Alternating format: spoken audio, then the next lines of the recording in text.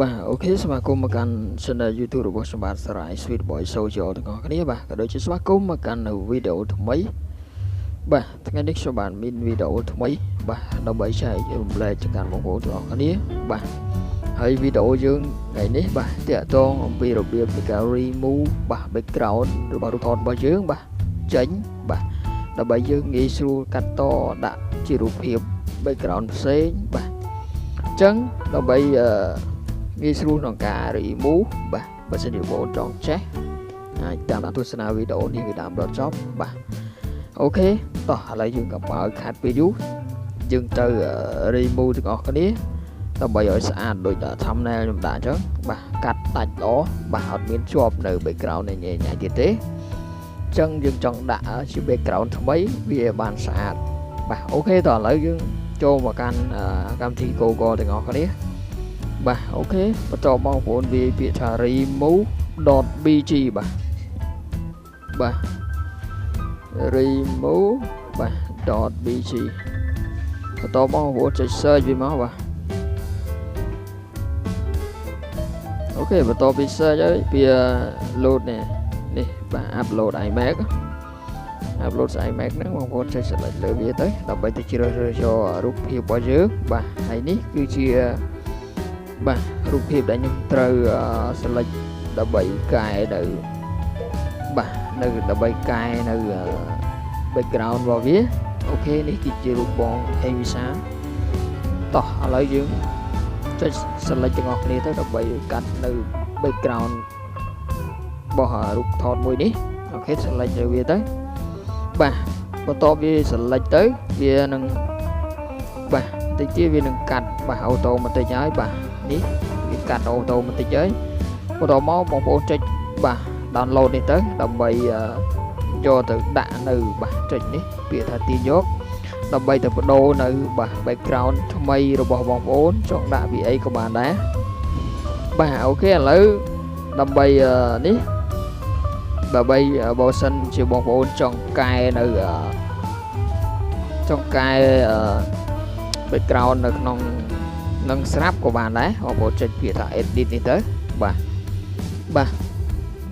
ចុច edit ទៅហើយនេះ background ដែលគេមានស្រាប់បងប្អូន select មើលទៅនេះវាស្អាតបាទច្រើនដែរបាទបងប្អូនអាចជ្រើសរើសទៅវាមានជាលក្ខណៈប្រភេទទេសភាពស្អាតនេះបងប្អូនបាទអូខេនេះបាទស្អាតអញ្ចឹងបងប្អូនបើសិនជាបងប្អូនពេញចិត្តនៅទេសភាពបែបហ្នឹងហើយបងប្អូនបាទទាញយកវាមកដើម្បីដាក់ក្នុង gallery របស់យើងបាទបន្តមកបងប្អូនចុច download iMac នេះបាទចុចពាក្យថា download ទាញយកនេះមកវានឹងចូលទៅកាន់អាល់ប៊ុមរូបថតបងប្អូនហើយអញ្ចឹងខ្ញុំ select ឲ្យបងប្អូនមើលទៀតវាមានច្រើនបាទ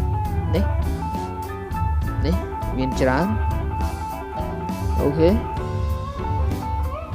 យើងចង់បានជាប្រភេទទេសភាពបែបណាបងប្អូនស្រឡាញ់បែបណាបងប្អូន select យកបីយកវាទៅហើយវាមានច្រើនហើយក៏វាមានជាលក្ខណៈផ្ទាំងបាទ color ស្រេចបាទនេះផ្ទាំង color ចង់បានពណ៌អីក៏បានដែរអញ្ចឹងទេសភាពក៏វាមានច្រើនដែរអញ្ចឹងបាទនៅពេលដែលបងប្អូន save វាហើយបាទវានឹងចូលទៅកាន់ gallery សម្រាប់ឲ្យបងប្អូនយកទៅប្រើប្រាស់បាទបានហើយអូខេឥឡូវខ្ញុំស្វែងរករូបភាពបាទទេសភាពស្អាតហើយដើម្បីឲ្យបងប្អូនមើលបាទអូខេវាមានច្រើនបងប្អូនបាទមានច្រើនបាទមានច្រើនអញ្ចឹងឥឡូវយើងចេញទៅវិញសិនមកដើម្បីចូលទៅមើលថាតើរូបភាពដែលយើងបាន save ចូលកន្លែងណាអញ្ចឹងបងប្អូនចូលកន្លែងបាទអាល់ប៊ុមរូបថតរបស់យើងហ្នឹងបាទវា gallery ហ្នឹងអូខេវានឹងចូលនៅកន្លែងពាក្យថា download បាទបងប្អូនចូលកន្លែងបនកន្លែងចូលពាក្យកន្លែងថា download នេះបាទនេះគឺជារូបភាពដែលយើងដាក់ background នៅក្នុងហ្នឹងស្រាប់ហើយនេះគឺជារូបភាពដែលយើងបាទអត់យក background ទាំងអស់អញ្ចឹងបងប្អូនរូបភាពនេះបងប្អូនអាចយកទៅដាក់ដូរ background របស់បងប្អូនបាទបានចឹងងាយស្រួលមែនតើវាកាត់វាអត់មានជាប់ background អីញ៉ៃញ៉ៃទេបងប្អូនបាទគឺងាយស្រួលក្នុងការយើងធ្វើ thumbnail ក៏ដូចជាធ្វើអីផ្សេងកាត់ដាក់ background ទេសភាពអីផ្សេងបានមកអែមចឹងបើសិនជាបងប្អូនពេញចិត្តនៅប្រភេទជាវីដេអូបែបនេះបងប្អូនកុំភ្លេចចុច like subscribe ហើយដាក់រូបកណ្ដឹងផងដើម្បីទទួលបានវីដេអូថ្មី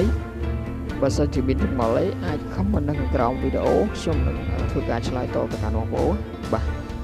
អូខេអរគុណច្រើនបាទជម្រាបលាជួបគ្នានៅវីដេអូក្រោយ